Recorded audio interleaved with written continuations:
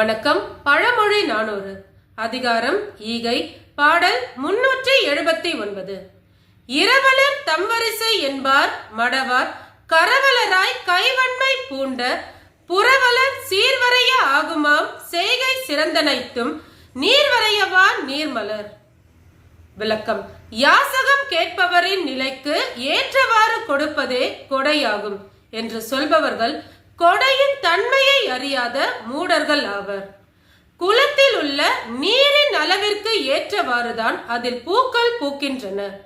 அதுபோல் தன்னிடம் ஒரு பொருளை வேண்டும் இரவலர்க்கு எதனையும் இல்லை என்று மறைக்காமல் கொடைத்தன்மை உடைய புலவரின் சீர்மையின் அளவு போன்று இரவலர்க்கு செய்யும் கொடையின் அளவானது எப்போதும் சிறந்து விளங்கும்.